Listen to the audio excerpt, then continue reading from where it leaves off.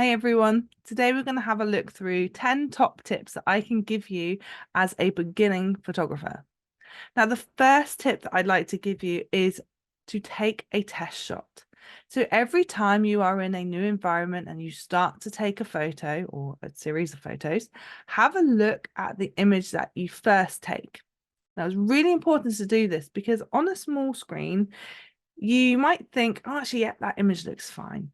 But unless you take the time to stop and zoom in on the picture that you've just taken, you might not see if your focus is off or if your colors are off or if you've got movement blur. And you may end up taking a whole shoot's worth of images which aren't quite right. Now, there's nothing worse than shooting, especially if you're starting off as a professional photographer and you are charging money. You don't want to provide a whole photo shoot that's really out of focus or have to go back and say, I'm really sorry, but can we retake your shoot? Okay, so make sure your first shot, whenever you start taking photos, especially when you change from one lighting situation to another, check and see that your photos are sharp, well exposed, and that your colors are right. The more you can get right in camera, the easier your life will be. Okay, there is a certain amount that you can change in your editing software, but ideally you want to get as much right in camera. Now, tip number 2. Focus. So some cameras will struggle to get focus in low light scenarios. They can also struggle when there's a lack of contrast in your scene. So I really recommend getting used to using your manual focus style on your lens. Some lenses will have a switch on the side. It will say AF, MF, and some of your cameras will have a manual focus or autofocus option in your quick menus or in your main menus. Just have a look at your particular camera. If you're not sure where it is and you want to find out exactly, you can Google how to change my camera or lens from manual focus to autofocus and see if you can find it there. If you really can't find anything, then message me and I'll help you. So the reason why practicing with your manual focus is important is because if you end up in those situations where you do have to manually focus and it's really new to you, it might not be the best time for you to be getting to grips with that. So I recommend practicing just by yourself and see what you can get. So if you have a mirrorless camera, you may have a manual focused assist option in your menu. And what this does is it gives you a couple of ways that it will help you manual focus. So one is a peak highlight, where it will highlight around the areas in your scene that are going to be in focus when you take your photos. So as you spin your manual focusing ring, you'll see more or your focus will shift and you will see details in different sections highlight with either a red, a white, or a blue highlight around. I recommend using red because it's a color that's going to stand out more than the others, and that will help you get your focus where you want it.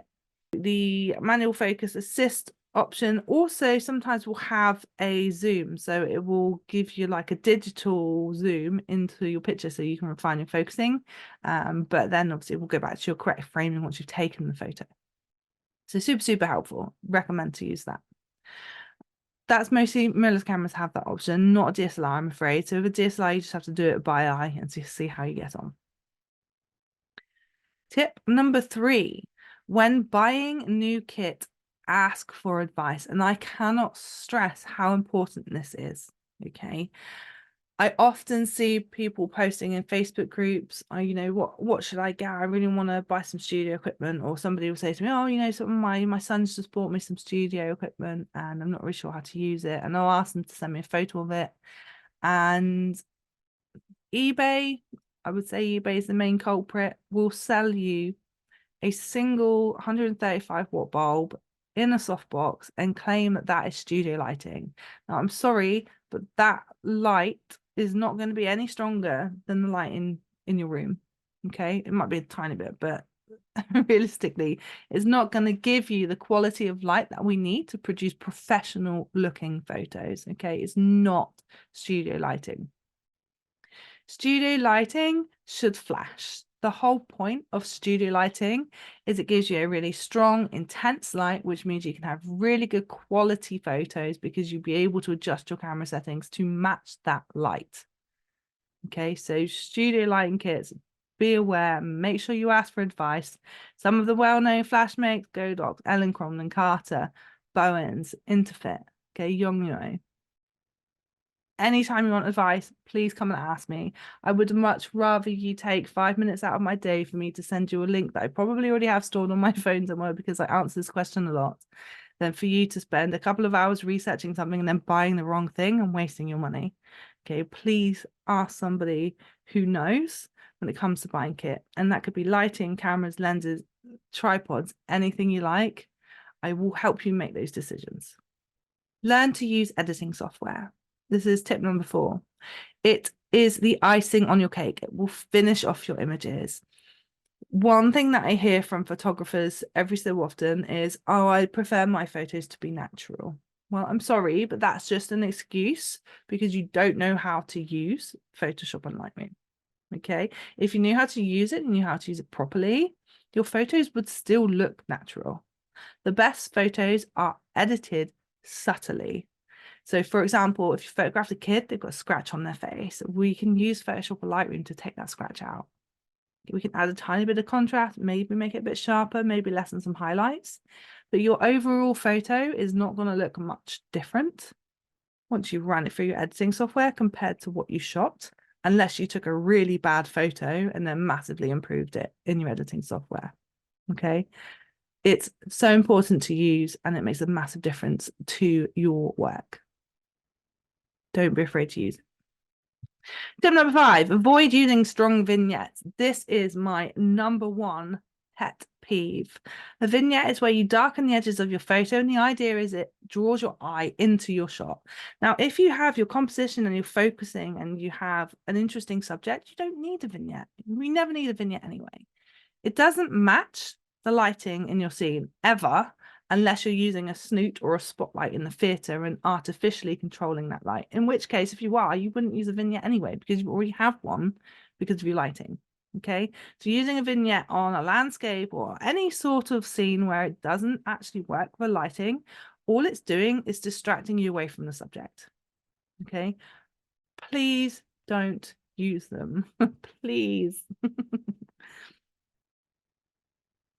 Number 6, learn to use flash as soon as possible. It will help you out in so many situations. Your camera records light. Okay, bear that in mind. Your camera records light. If you give it more light, you're feeding it, you're making it happy. 2 situations you can use flash to fill in. Okay, so the example on the slide, a picture of me taken by the boyfriend. Thank you. The first shot, I'm completely shaded. The background's bright. The second shot, I have enough light on me to see my details and you can still see the background. Okay, that's where the background light is balanced with the flash from the camera. Okay, and you don't have to have a fancy camera. You can actually use fill-in flash from your camera, the built-in flash. You just need to understand how to use it. And lots of people say, never use that, never use that. It doesn't give you a good light. If you know how to use it, you can get a lot from it. Okay, and you don't have to just use it in the auto setting. A lot of cameras will let you change the power levels in the main menu. The second scenario that you use flash is when you need to use it as a main light source. Super important if you are doing wedding photography or events. If you are thinking about starting wedding photography, please don't begin without having learnt to use flash first. So many ceremonies are held in candlelit barns. And you just can't get a good quality photo in low light unless you use flash, okay? Or have super, super high-end equipment. But even then, your photos aren't going to be as good quality as it would have been if you use flash. Super important. Tip number 7, invest in education, okay? It doesn't matter if you've got lots of kit if you don't know how to use it, okay? There's a saying called all the gear, no idea. Don't be that person. Have some understanding. It's more important for you to understand the camera settings, understand light, understand the fundamentals of photography than it is for you to own a fancy piece of equipment. Okay, invest in yourself and you will see the rewards a lot quicker than if you just try and error it. Okay, Now, there are more and less efficient ways to learn, obviously, in the slide. So the best ways to learn are from somebody.